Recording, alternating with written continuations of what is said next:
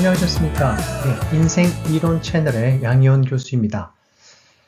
한국의 유명한 개그우먼 박지선 씨께서 자신의 어머니와 함께 생명을 잃었다는 그런 소식을 접하게 되었습니다. 자, 우리는 알 수 없지만 아마도 어떤 피치 못할 사연으로 말미암아 극단적인 선택을 한 것으로 추정하고 있습니다. 네, 참으로 슬픈 일입니다. 우울하고 지쳐있던 많은 한국인들에게 그동안 밝고 순수한 웃음을 많이 선사했던 고마운 분이죠. 따뜻한 품성과 인격으로 많은 지인들의 사랑과 존경을 또한 받았던 연예인이었습니다. 명문대학에서 교육학을 전공한 인재이기도 하고요. 학교 생활을 할 때는 리더십이 강하고 또 솔선수범하고 많은 기발한 아이디어들을 가진 그런 재기발랄한 그리고 창의적인 사람이었습니다. 자신이 가진 재능과 꿈을 따라서 전공을 포기하면서까지 웃음과 희망을 제공하는 개그우먼이 되었습니다. 당시 많은 젊은이들에게 꿈과 용기를 주었던 그런 사건이었죠.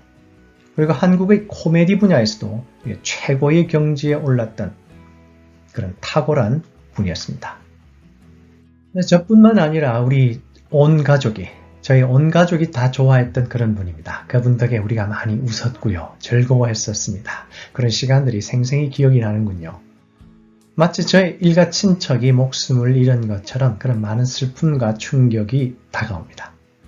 정말 가슴 아픈 심정으로 고인들의 명복을 빕니다. 그리고 남아서 그 슬픔을 감당하고 있는 그분의 가족들과 동료들에게도 하나님의 위로가 임하시기를 기도드립니다.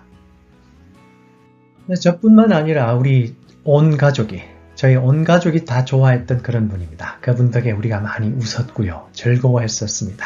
그런 시간들이 생생히 기억이 나는군요. 마치 저의 일가 친척이 목숨을 잃은 것처럼 그런 많은 슬픔과 충격이 다가옵니다.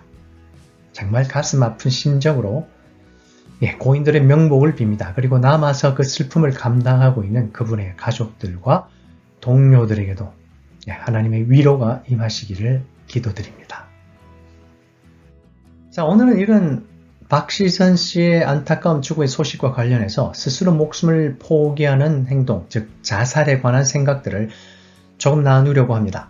스스로 목숨을 끊는 행위에 대한 원인들과 현상들을 명쾌하게 설명할 수 있는 한 가지 이론은 존재하지 않습니다. 하지만 현재 플로리다 주립대의 심리학 교수로 재직 중인 토마스 조이너 박사님이 계십니다. 그 박사님이 발표했던 대인관계 이론은 자살의 그 미케니즘들을 상당히 설득력 있게 설명하고 있습니다.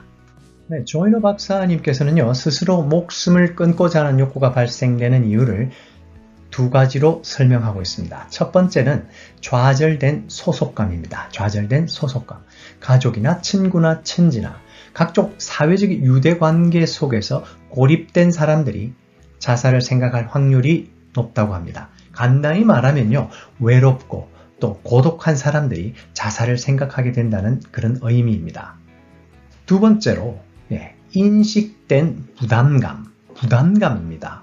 자신이 타인들이나 사회에 부담이 되고 있다는 그런 인식 말이죠.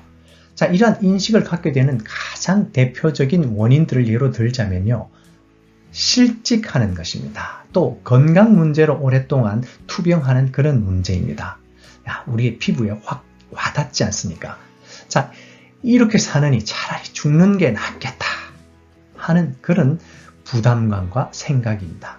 이 두 가지 원인들이 맞물려서 돌아갈 때 사람들에게는 자살의 욕구가 발생하게 됩니다.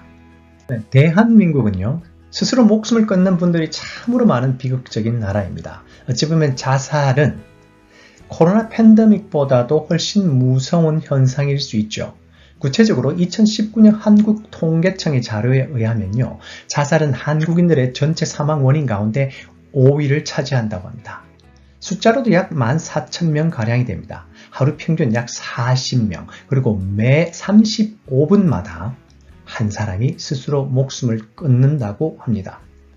2020년의 자살 통계는 아직 나와 있지 않습니다. 하지만 팬데믹의 여파로 전 세계인들이 어려움을 겪고 있는 상황이라 올해의 자살 통계는 당연히 상승할 것으로 예상이 됩니다. 실제로 지난 상반기 동안 취약 인구층의 자살률이 증가하고 있다는 그런 슬픈 소식이 이미 전해졌습니다. 네, 조이너 박사님이 이야기한 그 두 가지 자살의 충동 요인, 그 요인들로 다시 돌아가 보겠습니다. 첫째로 우리들의 삶에서 사회적인 유대감 그리고 소속감은 정말 중요한 우리 정신 건강의 비결입니다. 우리들에게는요, 소중한 사람들이 반드시 필요합니다. 그리고 그 소중한 사람들과 더 많은 소중한 시간들을 보내어야 합니다. 더 많이 이야기하고 더 많이 안아주고 더 많은 위로와 응원을 보내주어야 합니다. 소중한 사람들과 함께하는 시간들, 그 시간들은요, 인생에서 가장 중요한, 가장 소중한 시간들입니다. 네, 둘째로, 그 인식된 부담감, 그 부담감에서 우리가 벗어나야겠습니다. 저와 여러분, 우리 모두는요, 어떤 상황에서도 정말 소중한 존재입니다. 우리는 불필요한 짐짝이나 우리는 불필요한 부담적인 존재가 절대 아닙니다.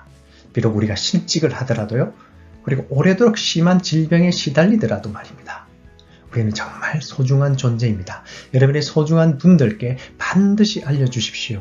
당신은 내게 정말 소중한 존재입니다. 하고 말입니다. 네, 방송을 정리하도록 하겠습니다. 박지선 씨와 그의 어머니의 죽음을 통해서 우리는 많은 것들을 생각하게 됩니다. 그들이 스스로의 생명을 포기한 이유는요, 그 어느 누구도 정확히 알 수 없습니다.